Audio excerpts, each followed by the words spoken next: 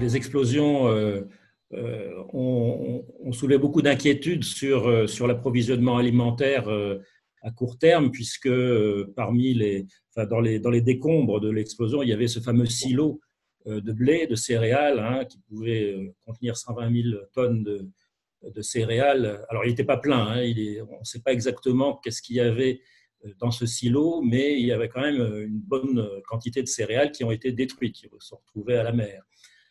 Ceci, plus le fait que le port de Beyrouth est le lieu d'entrée principal des importations alimentaires du pays, cela a provoqué des inquiétudes sur justement la disponibilité des produits alimentaires à Beyrouth et au Liban, sachant que le Liban apporte 70 à 80% de son alimentation, hein. Donc, les échanges alimentaires passant par le port de Beyrouth sont cruciaux pour la disponibilité des aliments dans le pays. Alors, le gouvernement libanais a fait savoir qu'il n'y avait pas d'inquiétude à très court terme sur la disponibilité d'aliments de base, hein, comme les farines, les céréales, sachant qu'il y a des stocks disponibles à l'intérieur du pays, en dehors du port de Beyrouth.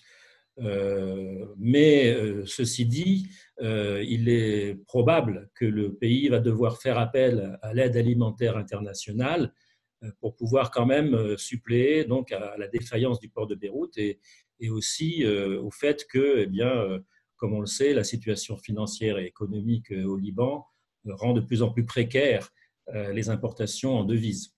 Alors voilà, à court terme, probablement pas de famine, probablement pénurie de certains produits, pas forcément des produits de base, hein, qui sont encore disponibles. Et il est à souhaiter que les installations du port de Beyrouth ou par le biais des autres ports, hein, quand même au Liban, comme le port de Saïda, le port de Tripoli au nord, on puisse aussi organiser logistiquement l'importation de produits alimentaires, notamment les produits alimentaires de base. Donc voilà, une inquiétude, mais pas une panique à l'heure actuelle. La communauté internationale se mobilise, les négociations ont lieu, hein, avec les grandes agences d'aide alimentaire, le PAM, etc.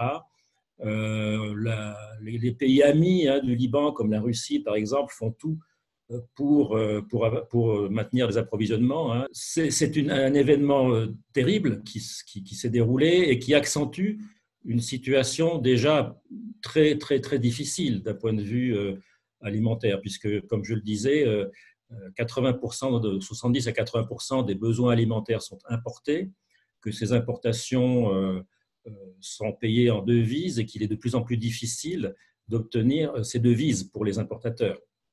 Donc, une inquiétude là à moyen terme très forte. Il faut savoir aussi que la production agricole qui, donc, ces dernières années ne couvrait que 20% des besoins. Pour les céréales, c'est 15% des céréales qui sont produites au Liban, hein, par rapport aux besoins.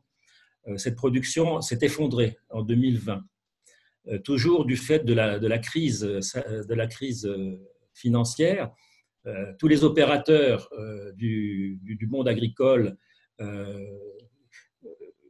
font appel à des intrants importés, hein. Par exemple, on produit un peu de lait au Liban, il y a des vaches laitières.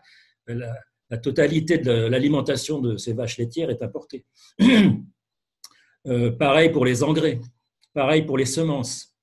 Et il se trouve que les produits sanitaires aussi, il se trouve que les opérateurs qui importaient ces denrées, ces biens, ces intrants, n'ont pas pu rembourser leurs dettes. Ils opèrent à crédit, ces opérateurs. Ils sont constamment à crédit vis-à-vis des importateurs et vis-à-vis des fournisseurs étrangers. Ils n'ont pas pu, du fait de la crise financière, payer leurs dettes de 2019. Et donc, en 2020, on s'est trouvé face à une impossibilité d'importer, quasiment une impossibilité d'importer des intrants. Je parle des intrants, des semences, des produits sanitaires, l'alimentation pour bétail.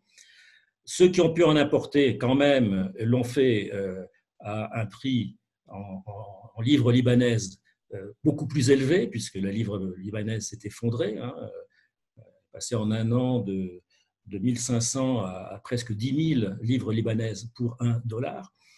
Donc, même si on arrive à importer des intrants exprimés en livres libanaises, ça renchérit le coût de la production agricole, le coût des produits, et ça vient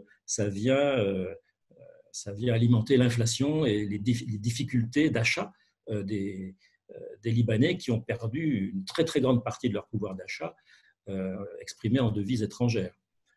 À tel point que le gouvernement libanais, depuis le mois de juillet, a mis en place une politique qui identifie 300 produits de base alimentaires.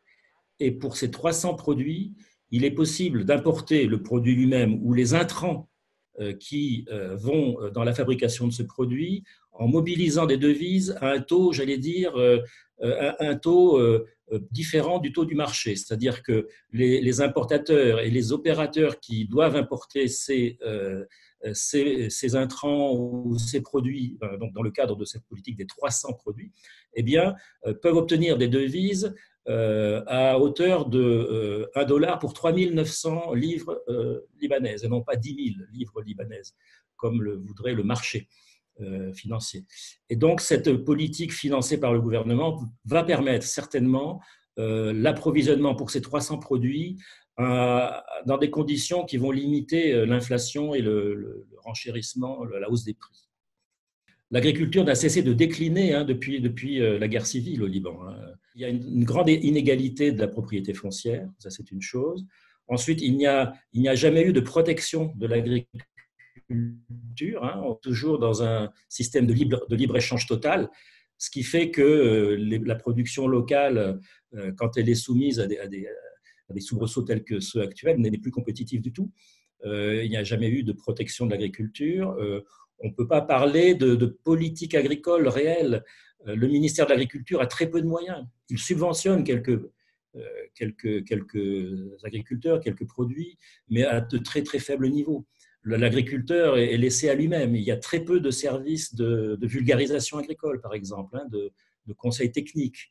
Donc, on est dans une situation où l'agriculture a été délaissée depuis de nombreuses décennies pour se tourner vers les services, vers la finance, etc.